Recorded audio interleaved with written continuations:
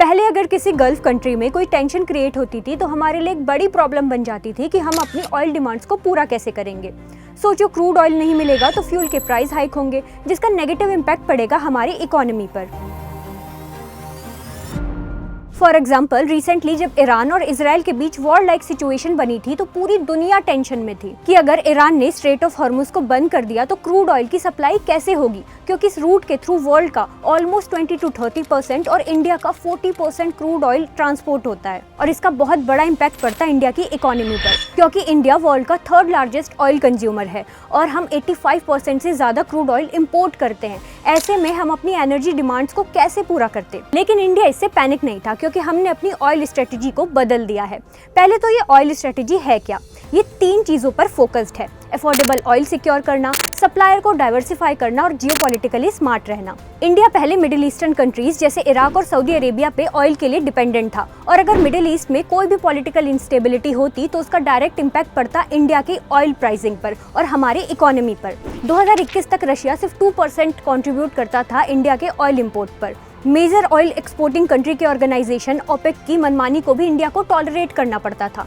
तब इंडिया ने डिसीजन लिया कि वी नीड टू डाइवर्सिफाई। हम सिर्फ मिडिल ईस्ट पर अपनी ऑयल डिमांड्स को पूरा करने के लिए डिपेंडेंट नहीं रह सकते। और इंडिया की इसी डाइवर्सिफिकेशन पॉलिसी का नतीजा था कि 2022 से रशिया इंडिया का टॉप क्रूड सप्लायर बन चुका है, जिससे हम लगभग 35% से ज्यादा क्रूड ऑयल इंपोर्ट करते हैं। रशिया से हम बड़े डिस्काउंट पर क्रूड ऑयल खरीदते हैं। इसका एक रीजन ये भी है कि रशिया यूक्रेन वॉर के बाद से रशिया पर सैंक्शन लग गए हैं, जिसको इंडिया ने बहुत ही स्मार्टली ग्रैब किया और अपनी इकोनॉमी को बूस्ट करने के लिए इस अपॉर्चुनिटी का फुल यूज किया। डिस्काउंटेड रशियन ऑयल से इंडिया ने बिलियंस बचाए हैं। ये सेविंग फ्यूल प्राइसिंग को स्टेबल रखती है और इकोनॉमी को भी बूस्ट करती है। इंडिया ने रशियन ऑयल के लिए रुपीस में पेमेंट का स्मार्ट सेटअप तैयार कर लिया है, जिससे सैंक्शन का टेंशन भी नहीं रहता और फॉरेन एक्सचेंज भी सेव होते हैं। कभी कभी यूएई दिरहम में भी ये इंपोर्ट होता है, जिससे ट्रेड बैलेंस क्रिएट हो सके, ताकि सब कुछ स्मूथ रहे। इंडिया ने सिर्फ ऑयल नहीं खरीदा, बल्कि उस ऑयल से रिफाइंड प्रोडक्ट्स बनाकर यूरोप को भी बेचे हैं।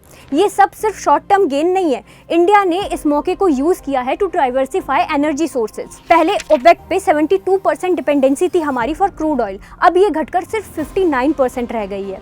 रशिया के साथ डील करते हुए हम गल्फ स्टेट, यूएस और डोमेस्टिक प्रोडक्ट सब मेंटेन कर रहे हैं, क्योंकि इंडिया किसी एक पर डिपेंडेंट नहीं रह सकता for our crude oil, not even on Russia. और इंडिया ने एक और स्ट्रेटेजिक गेम प्ले किया है, अपने स्ट्रेटेजिक पेट्रोलियम रिजर्व यानी एसपीआर को बढ़ाकर।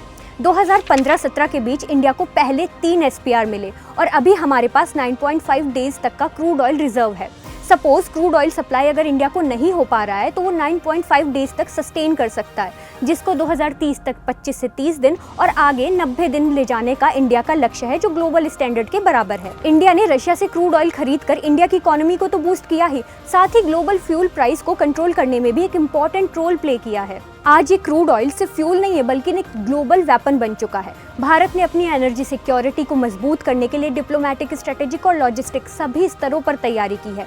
Discounted oil, smart payments, diversify supplier और स्ट्रॉन्ग एसपीआर सब मिलकर एक अनस्टॉपेबल स्ट्रेटेजी बनाते हैं फॉर इंडिया। तो इस ऑयल स्ट्रेटेजी पर आपकी क्या राय है? हमें कमेंट सेक्शन में जरूर बताएं।